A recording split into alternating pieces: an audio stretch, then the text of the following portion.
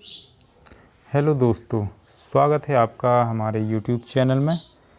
आज हम यहाँ पे देखने वाले हैं डॉक्टर हरि सिंह गौर यूनिवर्सिटी का एंट्रेंस एग्ज़ाम का जो ज्योग्राफी का पेपर है MA और MSc के लिए, उस पेपर को क्वेश्चन पेपर को हम देखने वाले हैं। और ये पेपर जो है डॉक्टर हरि सिंह गौर सेंट्रल यूनिवर्सिटी का है। ये 100 प्रश्न इस एंट्रेंस एग्ज़ाम में आते हैं और 200 नंबर के होते हैं। जो प्रत्येक प्रश्न 2 नंबर का होता है। इस तरह से 100 प्रश्न होते हैं और 200 नंबर के होते हैं। 100 प्रश्न आपको 2 घंटे में सॉल्व करने पड़ते हैं। और ये जो पेपर है आपका, ये है आपका 2020 का। दोस्तों, हम इसको शुरू कर रहे हैं। आप अगर ज्योग्राफी से एंट्रेंस एग्ज़ाम दे रहे हैं डॉक्टर हरि सिंह गौर सेंट्रल यूनिवर्सिटी का, तो ये वीडियो आपके लिए महत्वपूर्ण होने वाला है। अगर आपको मेरी बोलने की स्पीड कम लग रही है तो YouTube के सेटिंग में जाके प्लेबैक स्पीड को थोड़ा ज़्यादा कर लीजिए। चलिए शुरू करते हैं। यहाँ पे पहला क्वेश्चन दिया गया है दोस्तों, भूमि की सतह को समतल करने की प्रक्रिया है। तो दोस्तों, इसका सही आंसर है पदक्रम या ग्रेडिएशन जिसको बोलते हैं। तो भूमि की सतह को जब समतल किया जाता है उसको ग्रेडिएशन बोलते हैं, ग्रेडिएशन। दूसरा क्वेश्चन यहाँ पे देख लीजिए दोस्तों, निम्नलिखित में से कौन सा एक बाहरी ग्रह है? तो ये है आपका यूरेनस। तीसरा क्वेश्चन देख लीजिए, पृथ्वी की इंटीरियर में प्रमुख खनिज कौन कौन से हैं? तो दोस्तों, लोहा पृथ्वी की सबसे अंदर जो इंटीरियर सतह होती है उसमें लोहा पाया जाता है। और यहाँ पे चौथा देख लीजिए, पूर्वी यूरेशिया का भाग कौन सा है या ज्ञात कीजिए। तो ये है ग्रीनलैंड। जो इंग्लिश मीडियम वाले हैं वो इंग्लिश में पढ़ते जाइए, आपको पेपर मिलना महत्वपूर्ण है। भाषा मैटर नहीं करती है, तो हिंदी वाले हिंदी में समझेंगे, इंग्लिश वाले इंग्लिश देखते जाइए। पाँचवा देखिए, निम्नलिखित में से कौन सा एक आग्नेय चट्टान है? तो बेसाल्ट एक आग्नेय चट्टान है। यहाँ पे पूछा जा रहा है कि कैनेडियन शेल्ड इसमें से किसका हिस्सा है? यानी Canadian shield is the part of North America. तो नॉर्थ अमेरिका इसका सही आंसर है। सातवां देख लीजिए, पृथ्वी का सबसे ऊपरी भाग या upper most part of the earth किसको बोलते हैं? भूपटल को, या क्रस्ट इसको अंग्रेजी में बोलते हैं। अगला है कैम्ब्रियन काल इसमें से किसका हिस्सा है? तो जो दोस्तों कैम्ब्रियन पीरियड जो था वो था पैलियोजोइक का हिस्सा था। सही आंसर है आपका डी, पैलियोजोइक। अब नौवां देख लीजिए, पूछा जा रहा है कि मैग्मा चैम्बर को पृथ्वी की सतह से जोड़ने वाला मार्ग कौन सा है? तो नाली इसका सही आंसर है। अंग्रेजी में इसको कॉन्ड्यूट बोलते हैं। 10वां देख लीजिए, तरंगे निम्नलिखित में निम्न का परिणाम है। तो तरंगे जो सिस्मिक वेव्स होती हैं वो का seismic waves are the result of earthquake है ना। तो आपका भूकंप सही आंसर हो जाएगा यहाँ पे। अगला देख लीजिए, निम्नलिखित में से कौन सा प्लाजर खनिज है? तो दोस्तों, प्लाजर मिनरल में सोना आता है, तो सोना प्लाजर खनिज है। अगला देख लीजिए, सौर विकिरण का ताप घटक है।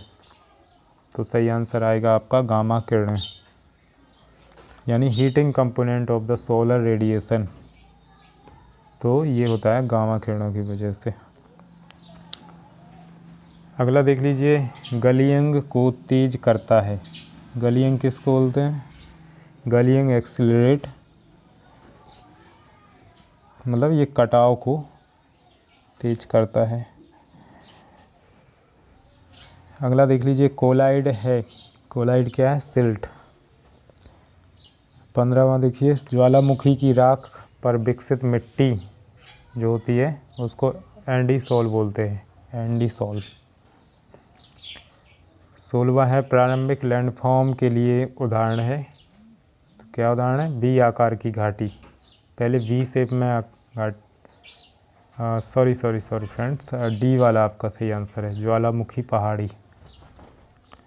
प्रारंभिक लैंड फॉर्म के लिए उदाहरण, example for an initial land form which, तो आपका आएगा वॉल्केनिक हिल।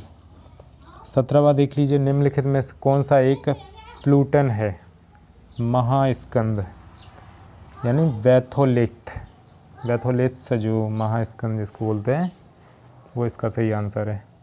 18वां यहाँ पे पूछा जा रहा है, द्रव्यमान बर्बाद करने का सबसे धीमा रूप है, यानी slowest form of mass wasting, तो इसका है आपका सॉइल क्रीप यानी मिट्टी रेंगना। इसमें सबसे धीरे धीरे कटाव होता है, क्षरण होता है। 19वां देखिए, निम्नलिखित में से कौन सा कटाव भूमि के रूप है? तो सही आंसर है आपका रील्स या रिल्स। 20वां देख लीजिए, बहाव के साथ संबंधित है, तो ये है आपका सी कोस्ट या समुद्री तट। 21वां पूछा जा रहा है, लॉयस जमाए हैं, यानी लॉयस डिपॉजिट्स आर बाय विंड या पवन, इसका सही आंसर है। नेक्स्ट पूछा जा रहा है, ओजोन में ऑक्सीजन परमाणु की संख्या, तो number of oxygen atom in ozone is 3, तो आपका सी वाला ऑप्शन यहाँ पे सही है। निम्नलिखित में से कौन सा एक ग्रीन हाउस गैस है? सबको पता है कार्बन डाइऑक्साइड। अगला देख लीजिए, निम्नलिखित में से किस में अधिकतम एल्बिडो होता है?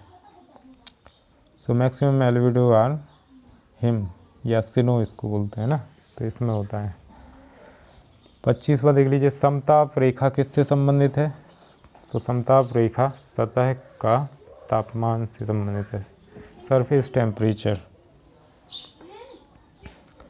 पौधों में नमी का संचार होता है, पौधों में नमी का संचार होता है, तो moisture transpiration in plants is through plants leaf, तो हिंदी में यहाँ पे ओनली पौधे दिए गए हैं, लेकिन प्लांट्स लीफ यानी पौधों की पत्तियों द्वारा होता है सबसे ज़्यादा पौधों में नमी का संचार। और आगे देख लीजिए, निम्न वायुमंडल में तापमान की सामान्य ह्रास दर, यानी पूछा जा रहा है normal lapse rate of temperature in the lower atmosphere, तो पृथ्वी का जो सबसे निचला वातावरण है उसमें तापमान की सामान्य ह्रास दर, इसको अंग्रेजी में नॉर्मल लैप्स रेट बोलते हैं, तो ये आपका 6.59 डिग्री सेल्सियस पर 1000 मीटर, यानी 1 किलोमीटर ऊपर जाएंगे तो आपका 6.59 इस हिसाब से तापमान गिरता जाएगा डिग्री सेल्सियस। 1 किलोमीटर पे आपका 6.5 डिग्री सेल्सियस लगभग टेम्परेचर कम हो जाएगा जैसे ही आप ऊपर जाएंगे, तो वायुमंडल का टेम्परेचर कम होता है, ध्यान रखना, ऊपरी सतह वाला। 28वां यहाँ पे पूछा जा रहा है, वायुमंडल की सबसे निचली परत, तो ये है आपका ट्रोपोस्फियर। तो दोस्तों अगला देखिए, यहाँ पे बोला जा रहा है वैश्विक तापमान के वितरण को नियंत्रित करता है, तो ये करता है आपका अक्षांश या लैटिट्यूड। नेक्स्ट देख लीजिए, जलवायु परिवर्तन का एक दृश्य प्रभाव ज्ञात कीजिए, यानी find a visible impact of climate change, तो ये आएगा आपका सी लेवल चेंज या समुद्र का जल स्तर बदलता है जलवायु परिवर्तन से। और यहाँ पे 31वां देखिए, ठोस से वाष्प तक सीधे संक्रमण की प्रक्रिया है, तो ये है आपका उच्च बनाने की क्रिया। जब कभी हमें इस तरह का क्वेश्चन मिल जाए जो हमें हिंदी में समझ में ना आए या फिर उसका ट्रांसलेट अलग हो, तो आपको इंग्लिश देखना है, ठीक है। इसका इंग्लिश देखिए 31 का, यहाँ पे पूछा जा रहा है the process of direct transition from solid to vapour is, यानी direct transition from solid to vapour, solid से वेपर बनने की जो डायरेक्ट प्रोसेस है वो है सबलिमेशन, यानी उच्च बनाने की क्रिया। इस तरह से आप समझ लीजिए। अगला यहाँ पे पूछा जा रहा है कि वायुमंडल में जलवाष्प की मात्रा को क्या कहा जाता है। तो जिसने भी पढ़ा होगा उसे पता होगा कि आर्द्रता, या इसको अंग्रेजी में ह्यूमिडिटी बोलते हैं। और यहाँ पे 33वां देखिए, अभिवृद्धि एक सामान्य प्रक्रिया है। तो accretion is a common process of hell, यानी ओला। अगला देखिए दोस्तों, एनीमोमीटर जो होता है वो काय के लिए होता है, हवा की गति नापने के लिए। 35वां देखिए, कोरियोलिस बल जो होता है वह किस वस्तु को प्रभावित करता है। तो आकार को प्रभावित करता है, साइज को। अगला है यहाँ पे चक्रवात है। चक्रवात क्या है, कम दबाव प्रणाली, लो प्रेशर सिस्टम है। Cyclone is a low pressure system. 37वां देखिए, हेडली सेल किन के ऊपर है। तो ये है दोस्तों आपका इक्वेटर या भूमध्य रेखा के ऊपर। ध्रुवीय जेट धाराओं का स्थान क्या है, यानी पूछा जा रहा है कि पोलर जेट स्ट्रीम लोकेटेड है ना, या what is the location of polar jet streams. तो ये है आपका 30 डिग्री से 65 डिग्री उत्तर और दक्षिण अक्षांश पे।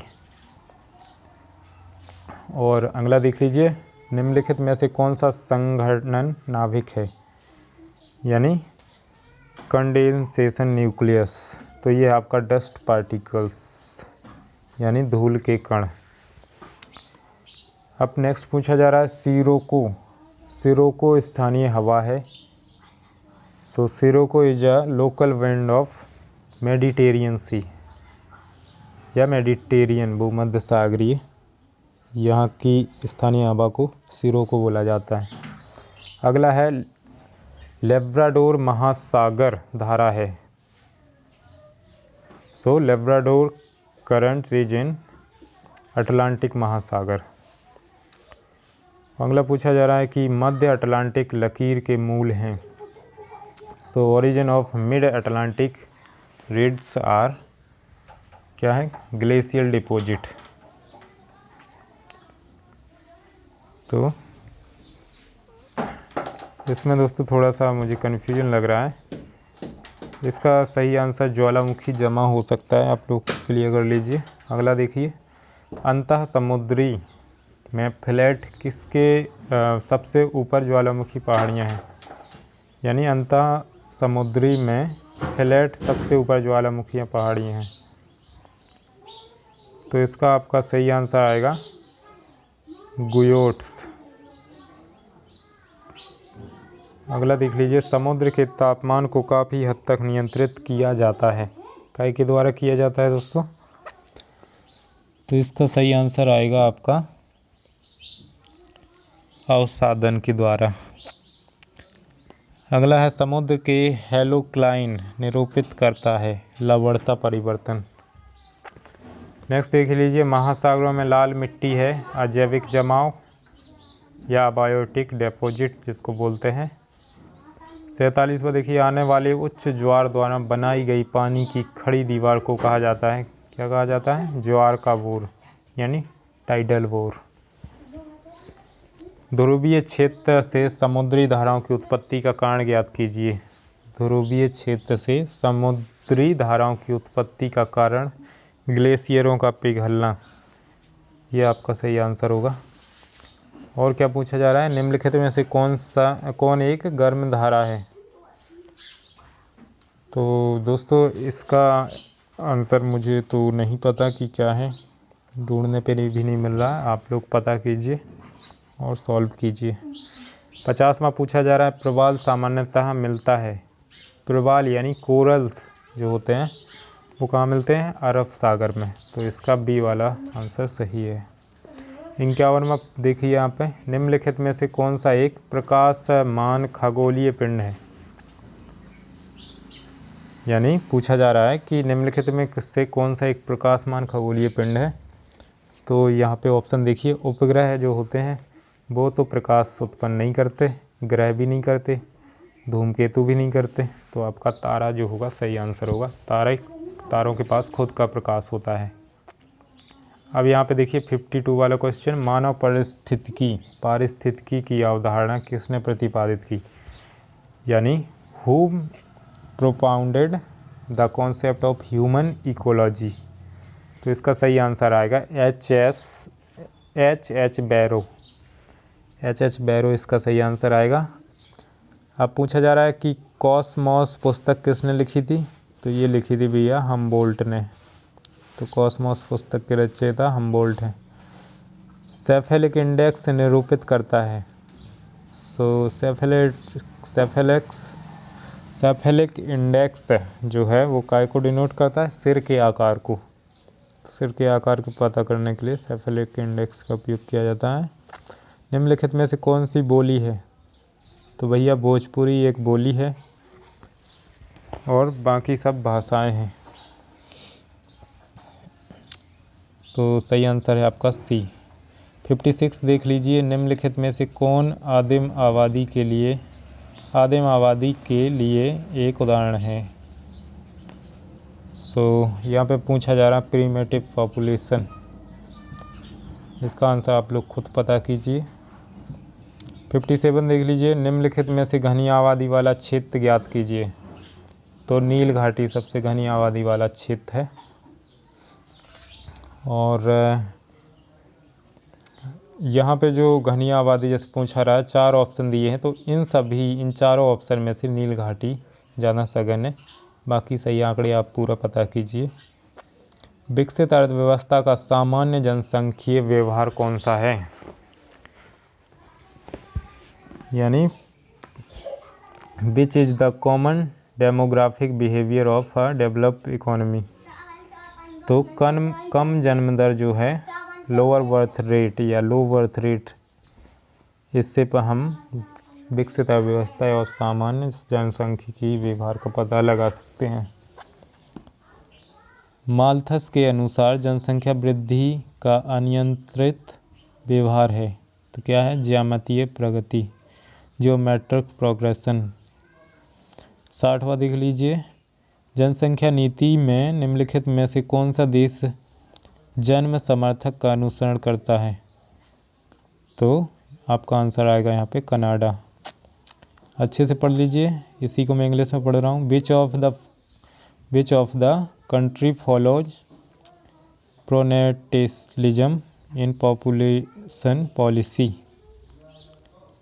तो पूछा जा रहा है जनसंख्या नीति में निम्नलिखित में से कौन सा देश जन्म समर्थक का अनुसरण करता है, तो ये आपका कनाडा। 61वां देख लीजिए, मानव प्रवास का एक खिंचाव कारक है, तो इसका सही आंसर आएगा दोस्तों उन्नत तकनीक। और आर्थिक विकास का एक संकेतक प्राप्त कीजिए, यानी पूछा जा रहा है find a indicator of economic development. किसके द्वारा हम आर्थिक विकास या फिर इकोनॉमिक डेवलपमेंट का पता लगा सकते हैं। तो हमें इसके लिए प्रति व्यक्ति आय का पता होना चाहिए, तो हम समझ सकते हैं कि किस देश की इकोनॉमी कैसी है। तो ये पर कैपिटा इनकम पे डिपेंड करता है दोस्तों। 63वां देख लीजिए, पूछा जा रहा है कॉम्पैक्ट बस्तियां आम हैं। कॉम्पैक्ट बस्तियां यानी compact settlement are common in plains, यानी अधिकतर लोग मैदानों में रहते हैं। अतरंग शहर की अवधारणा का प्रस्ताव किसने रखा था। प्रीमेट सिटी यानी अतरंग शहर, तो ये इसकी अवधारणा दी थी मार्क जेफरसन ने। 65 देख लीजिए, केंद्रीय व्यापार जिले का प्रमुख कार्य क्या है। तो इसका प्रमुख कार्य जो है केंद्रीय व्यापार जिले का प्रमुख कार्य है आर्थिक कार्य। और निम्नलिखित में से कौन सा एक 5 का गतिविधि है, यानी which of the following is a quinary activity. फिर से मैं बता रहा हूँ दोस्तों, हिंदी में समझ में ना आए तो इंग्लिश आप देखिए तो समझ में आ सकता है। तो यहाँ पे आपका सही आंसर होगा कैंसर अनुसंधान। 67वां देखिए, भूमध्य सागरीय कृषि के लिए क्या प्रसिद्ध है। खट्टे फलों की कृषि। भूमध्य सागरीय कृषि यानी मेडिटेरियन एग्रीकल्चर की बात हो रही है। तो Mediterranean agriculture is famous for citrus fruit. और 68वां देखिए, निम्नलिखित में से कौन एक गैर धातु खनिज है? तो इसमें आएगा आपका मीका या माइका, जिसको बोलते हैं, ये ऑप्शन सही है। 69वां देख लीजिए, उच्चतम कार्बन सामग्री वाला कोयला है, तो ये है एंथ्रेसाइट, इसमें सबसे ज़्यादा कार्बन पाया जाता है। टेनेसी घाटी परियोजना से ऊर्जा उत्पादन है, इसको इंग्लिश में पढ़िए, energy production from Tennessee valley project is hydro power, आपका सही आंसर होगा। सो टेनेसी घाटी में कौन सी ऊर्जा का उत्पादन किया जाता है? तो इसका सही आंसर है हाइड्रो पावर। परिवहन का सबसे सस्ता साधन कौन सा है दोस्तों? तो पानी जो है, वाटरवे है जो, वो सबसे सस्ता पड़ता है। इसीलिए समुद्र के रास्ते जहाज़ों से अधिकतर माल ट्रांसपोर्ट होता है एक से दूसरे कंट्रीज में। सो इंपोर्ट एक्सपोर्ट सस्ता पड़ता है वाटरवे के जरिए। 72 वाला देख लीजिए आप, निम्नलिखित में से कौन सा भारत में सक्रिय ज्वालामुखी द्वीप है? तो ये है आपका नारकोडमम जो है वो आपका सक्रिय ज्वालामुखी है भारत में। असम घाटी इसका सबसे अच्छा उदाहरण है, काय का? एग्रीगेशनल प्लेनफू, एग्रीगेशनल, देखिए हिंदी में कुछ मिस्टेक होती है ट्रांसलेट में, यहाँ पे सी ऑप्शन आप देखिए इंग्लिश में, एग्रीगेशनल प्लेन, ये सही है। 74 देख लीजिए, निम्नलिखित क्षेत्रों में से कौन पश्चिमी विक्षोभ के कारण अधिकतम वर्षा प्राप्त करता है? तो ये है आपका पंजाब मैदान में सबसे ज़्यादा वर्षा होती है पश्चिमी विक्षोभ से। 75 देख लीजिए, निम्नलिखित में से कौन सा मिट्टी परिवहन मिट्टी के लिए एक उदाहरण है? तो एग्जाम्पल फॉर ट्रांसपोर्टेड सॉइल, इसका सही आंसर है आपका डी, कृष्णा गोदावरी डेल्टा की काली मिट्टी। 76वां देख लीजिए, निम्नलिखित में से किस प्रकार के कोयले में सल्फर की मात्रा अधिक होती है?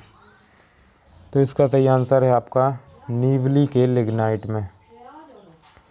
77 देख लीजिए, निम्नलिखित में से किस क्षेत्र में निम्नलिखित में से किस क्षेत्र में प्राकृतिक गैस की अधिकतम क्षमता है? तो वो है आपका कृष्णा गोदावरी डेल्टा। 78 देख लीजिए, भारत में शहरी दर्जा पाने के लिए न्यूनतम आवश्यक जनसंख्या घनत्व जो है वो कितना होना चाहिए? तो आपका ऑप्शन सी यहाँ पे सही है, 200 व्यक्ति प्रति वर्ग किलोमीटर जो है। अगर इतना घनत्व तो कोई क्षेत्र प्राप्त कर लेता है तो उसे शहर का दर्जा प्राप्त हो जाता है भारत में। आगे देखिए, कश्मीर घाटी इसके लिए सबसे अच्छा उदाहरण है, तो काय के लिए है? सिंक्लिनल वैली के लिए कश्मीर घाटी सबसे अच्छा उदाहरण है। 80 वाला क्वेश्चन देख लीजिए, पंचांग धाराएं आम हैं कहाँ पे? राजस्थान मैदान में। और यहाँ पे और पूछा जा रहा है, बुंदेलखंड क्षेत्र की प्रमुख स्थलाकृति मुख्य रूप से निम्नलिखित के कारण है। तो इकाई के कारण है इस तरह की बुंदेलखंड में क्षेत्र की प्रमुख स्थलाकृति, एओलियन क्षरण के कारण। 82 देख लीजिए आप, अक्टूबर के अंतिम तिमाही में कोरोमंडल तट पर वर्षा क्यों होती है? बड़ा इम्पोर्टेंट क्वेश्चन है कि अक्टूबर के अंतिम तिमाही में कोरोमंडल तट पर वर्षा क्यों होती है? तो ये होती है उष्णकटिबंधीय चक्रवात के कारण, यानी ट्रॉपिकल साइक्लोन्स के कारण होती है। अब देख लीजिए जो दोस्तों 83, भारतीय राज्य जिसने 2000 में जनसांख्यिकीय परिपक्वता हासिल की, तो किसने की थी? आपका आंसर है सही, सिक्किम। अब आप यहाँ पे 84 वाला क्वेश्चन देख लीजिए, हिमालय की बाहरी सीमा है, तो हिमालय की बाहरी सीमा है दोस्तों काराकोरम। और 85 देख लीजिए, भीमा नदी की सहायक नदी कौन सी है? तो ये है आपकी कृष्णा। 86 में क्या पूछा जा रहा है, निम्नलिखित में से कौन परिवेश वायु में एक ट्रेस धातु है? तो तो ये है आपका अगुवाई की या लीड। तो ये ऑप्शन सही है वहाँ पे। 87 देख लीजिए, निम्नलिखित में से एक बंदरगाह शहर है, तो ये है तूतीकोरिन। तूतीकोरिन जो है ये एक बंदरगाह शहर है। 88 देख लीजिए, दूध उत्पादन में राज्य अव्वल है, तो कौन सा राज्य सबसे ज़्यादा दूध का प्रोडक्शन करता है, तो वो है उत्तर प्रदेश। 89 देख लीजिए, कोलार की खानों के लिए प्रसिद्ध है, तो कोलार की खाने काय के लिए प्रसिद्ध है बच्चों, गोल्ड के लिए। अब 90 वाला क्वेश्चन देख लीजिए, सलेम स्टील प्लांट कहाँ स्थित है, ये है तमिलनाडु में। और एक नक्शे में बेंचमार्क का प्रतिनिधित्व करता है, काय का, नक्शे में अगर कहीं बेंचमार्क दिख रहा है तो वो ऊंचाई के बारे में दर्शाता है। ठीक है बच्चों। 92 देख लीजिए, भारत के स्थलाकृतिक मानचित्र निम्नलिखित द्वारा तैयार किए जाते हैं, कौन करता है भारत के स्थलाकृतिक मानचित्र, तो वो करता है आपका सर्वे ऑफ इंडिया। नेक्स्ट देख लीजिए, पूछा जा रहा है कि 0 degree latitude is called as, यानी 0 डिग्री अक्षांश को निम्नलिखित के रूप में कहा जाता है, तो 0 डिग्री अक्षांश को भूमध्य रेखा कहा जाता है, इक्वेटर। इक्वेटर पर 0 डिग्री अक्षांश होता है। 1:100 का एक मानचित्र पैमाना है, यानी इसका बी ऑप्शन आप देखिए। दोस्तों थोड़ी कन्फ्यूजन है, इसका डी ऑप्शन आपका सही होगा। 1 सेंटीमीटर से 100 सेंटीमीटर।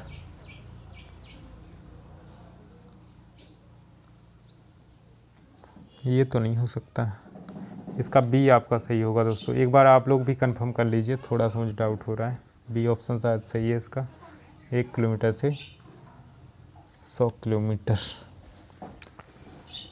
और मानचित्र में जनसंख्या वितरण का प्रतिनिधित्व करने के लिए कौन सी विधि उपयुक्त है, जब जनसंख्या वितरण के लिए जब मानचित्र हम बनाते हैं तो उसमें जो मेथड यूज करते हैं वो करते हैं मल्टीपल डॉट्स का, तो इसी ऑप्शन से आपका सही हो जाएगा यहाँ पे। अब क्या पूछा जा रहा है, किस सर्वेक्षण में आमतौर पर सिलेक्शन विधि का उपयोग किया जाता है, तो प्लेन टेबल सर्वे जो आपने बीए में किया होगा, तो वो आपका सिलेक्शन विधि में आपका सबसे ज़्यादा यूज किया जाता है। तो अब नेक्स्ट देख लीजिए, शंक्वाकार यानी conical projection 2 standard parallel is suitable to represent, तो कॉनिकल प्रोजेक्शन 2 मानक समानांतर प्रतिनिधित्व करने के लिए उपयुक्त है रूस के लिए। आपने अगर कॉनिकल प्रोजेक्शन पढ़ा होगा या बनाया होगा तो आपको ज़रूर पता चल गया होगा। अब 98 देख लीजिए, साइनोसोइडल प्रोजेक्शन का आविष्कार किसने किया था, तो ये आपका ऑप्शन भी सही है इसमें, सैमसन फ्लेमस्टेड जो थे उन्होंने साइनोसोइडल प्रोजेक्शन का आविष्कार किया था। 99 वाला देख लीजिए, सर्वेक्षण में निम्नलिखित में से कौन सी चेक लाइन है, तो जो आपकी सर्वेक्षण में जो टाई लाइन होती है उसी को चेक लाइन बोलते हैं। अब लास्ट 100वां और आखिरी देख लीजिए, कैडेस्ट्रॉल मानचित्र में निम्नलिखित का वितरण शामिल है, तो इसमें सैन्य नक्शे आपका जो सी वाला ऑप्शन सही आ जाएगा, यानी cadastral maps incorporates the detail of military maps, तो ये आपका सही ऑप्शन आ जाएगा। तो दोस्तों ये था आपका डॉक्टर हरि सिंह गौर यूनिवर्सिटी का एमए ज्योग्राफी का एंट्रेंस एग्ज़ाम का क्वेश्चन पेपर। तो आई होप, आशा करते हैं कि आपको ये वीडियो पसंद आया होगा, आपके लिए हेल्पफुल रहा होगा। अगर आपको वीडियो पसंद आया तो दोस्तों चैनल को सब्सक्राइब कीजिए और बेल आइकन को प्रेस करके अपने दोस्तों को शेयर कर दीजिए।